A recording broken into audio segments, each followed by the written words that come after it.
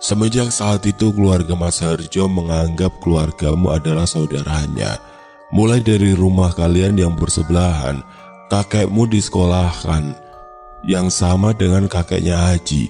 Bahkan keturunannya hingga kini berteman baik, contohnya kalian.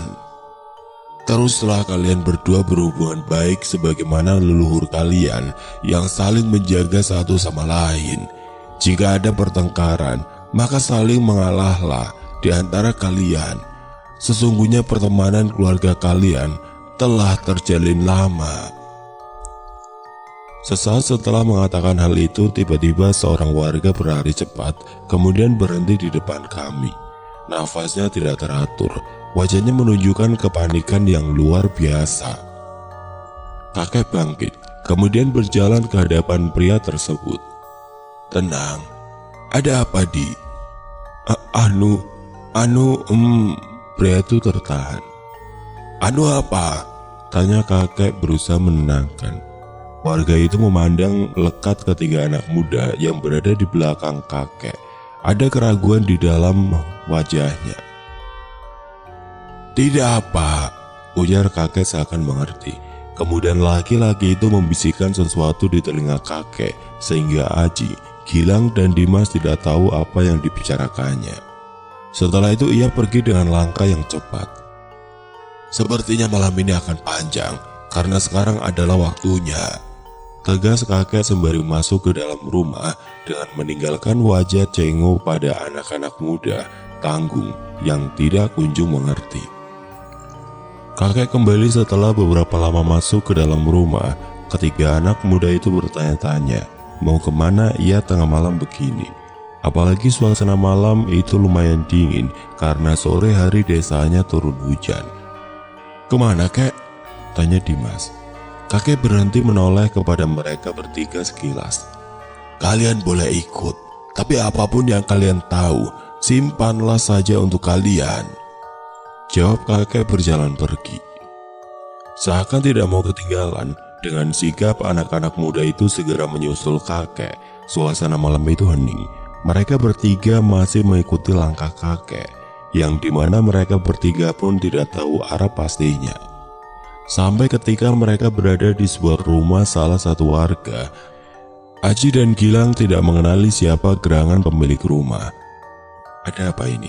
Mengapa tengah malam ada kumpulan yang dilakukan oleh beberapa warga? Runtuk Aji. Di dalam sebuah rumah yang jauh dari pemukiman, ada beberapa orang warga yang terlihat gusar. Tidak terlalu banyak, hanya ada 10 orang. Ada rasa ragu dalam diri Aji untuk tetap mengikuti kakek, namun penasarannya jauh lebih besar. Salah satu di antara warga itu melihat kehadiran kakek, kemudian menyambutnya. Kakek masuk ke dalam rumah tersebut, namun Aji dan kawan-kawan lebih memilih untuk menunggu di luar karena merasa tidak enak. Hanya mereka yang masih muda. Mereka bertiga duduk-duduk di teras rumah tanpa berbicara. Aji memasang telinga untuk mendengar percakapan di dalam rumah. Tidak lama salah seorang dari mereka keluar rumah. Aji dan Gilang sedikit terkejut. "Loh, Om Sam?" Pria yang bernama lengkap Samsudin itu hanya nyengir, sampai terlihat gigi serinya yang patah, bekas tabrakan beberapa tahun silam. Sam duduk di antara mereka, membuka bungkusan plastik yang isinya tembakau. "Mungkin sudah saatnya kalian bertiga tahu tentang hal yang terjadi di desa ini," celotehnya sembari melinting tembakau yang kini berada di tangannya. "Menurut kalian, di mana saja ada hal ganjil yang sering kalian temui di dusun B?" tanyanya kembali. "Sepanjang jalan tongkrongan," jawab Aji dan Gilang hampir secara bersamaan. Sementara itu Dimas mengangguk setuju yang diikuti oleh Sam yang mengiyakan jawaban dari Aji dan Gilang. "Kalian sudah tahu ternyata." Sam terkekeh pelan lalu membakar rokok hasil homemade tangannya. Ketiga anak muda itu tersenyum pahit. "Udah jadi rahasia umum itu mah Om," ungkap Aji. Sepanjang jalan dari dusun A hingga tongkrongan itu memang sangat dekat. Naik motor saja cuma 1 menit atau 2 menit. Tapi rasanya kayak berjam-jam kalau lewat sana. Di mana yang paling parah? Tanya Sam. Pertengahan sawah, tanjakan dusun B, belokan kebun nangka dan tongkrongan itu sendiri. Aji kembali menjawab. Kamu sudah khatam lokasinya ternyata, ucap Sam sambil terkekeh kembali. Om Sam mulai bercerita. Menurut orang tua zaman dahulu, di tanjakan adalah tempat orang dihukum mati jika ada yang melanggar perintah Belanda. Warga akan menguburkan jasadnya di pemakaman yang bersebelahan dengan tanjakan. Sedangkan jalan dari pertigaan makam hingga tongkrongan memang sudah horor dari zaman dulu. Para warga tidak berani lewat sana karena terkadang mereka mendengar teriakan orang minta tolong, penampakan laki-laki berwajah kompeni. Bahkan terkadang mereka mendengar deru kereta uap dari tengah sawah seperti yang kalian alami. Namun mereka tidak pernah melihat wujudnya. Kalian beruntung melihat wujud dari kereta uap itu. Di dekat tongkrongan dulu ada sebuah bangunan Belanda yang dijadikan gudang penyimpanan. Terkadang mereka menyiksa para pekerjanya di sana. Tapi sekarang udah rata dengan tanah dan tidak ada bekasnya lagi. Pada saat Sam bercerita, kakek keluar bersama beberapa orang lain. Mereka seperti ingin pergi ke sebuah tempat karena dari tingkah mereka yang terburu-buru, tidak lupa mereka mengajak Aji dan teman-temannya. Aji berjalan mengikuti mereka. Dalam gelap malam, Aji dan orang itu sampai di tanjakan. Suasana malam pada saat itu penuh dengan suara katak dan jangkrik. Namun tiba-tiba hilang sesaat, mereka telah sampai di tempat tujuan. Hening pun menyelimuti. Aji, Gilang dan Dimas selalu berdekatan. Mereka tidak tahu apa yang sebenarnya terjadi. Mulut kakek terlihat meramalkan sesuatu. Tidak ada yang terjadi hingga beberapa saat kemudian salah satu dari orang tua berdeham. Pria yang berpakaian warna biru yang sedang berdiri di antara kakek dan warga itu mengerang. Semua mata tertuju kepada orang itu. Aji dan Gilang hanya terpana pada keadaan yang tengah terjadi di antara mereka. Bahkan Dimas pun diam dengan mulut yang melongo. Kakek dengan dibantu oleh beberapa warga memegangi pria tersebut. Pria yang kesurupan itu semakin mengerang. Para lelaki semakin erat mencengkeramnya. Anjir, ada apa lagi nih? Batin Aji. Ini siapa? Tanya kakek memegang dahi pria itu. Kenapa kalian tidak menaruh sesaji kepadaku lagi? Ucap pria yang kesurupan dengan nada yang marah. Matanya melotot pada kakek yang berada di hadapannya. Kakek terlihat sangat tenang, seperti sudah terbiasa dengan hal-hal yang seperti itu. Mengapa harus aku beri? Dasar manusia lemah, sombong. Nadanya semakin marah, namun kakek terlihat tidak gentar. Bahkan ia masih tidak memperdulikan ucapannya. Jangan ganggu warga desaku lagi. Itu salah kalian orang tua. Pria kesurupan itu semakin murka. Warga yang memeganginya sampai tidak kuat. Keringatnya mengucur. Apa salah kami? Lelembut yang merasuki warga itu berdecak. Tidak usah lupa. Kalian lupa perjanjian itu. Kakek berkomat-kamit melafalkan zikir yang tidak pernah putus. Tangannya bergerak seirama dengan tasbih di tangan kanannya.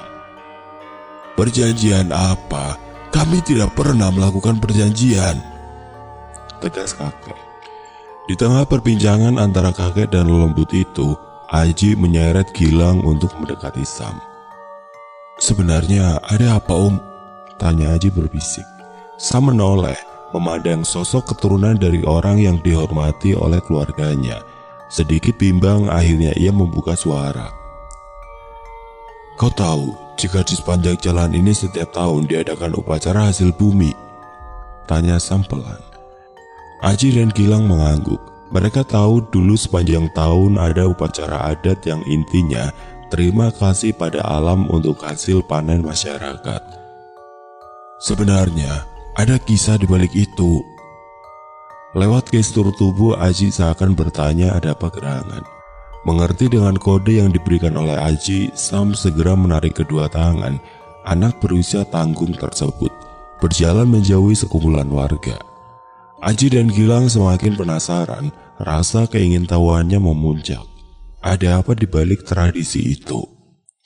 Jadi, dulu ada pria tua namanya Mbak Jarwo. Kamu kenal? Beliau sangat prihatin kepada warga yang selalu saja diganggu oleh mereka ketika berada di sekitar jalanan ini. Akhirnya, ia berusaha untuk menetralisir keadaan di sini. Aji tahu mbah yang dimaksud oleh Sam. Namun para lelembut meminta sesajen setiap tahunnya.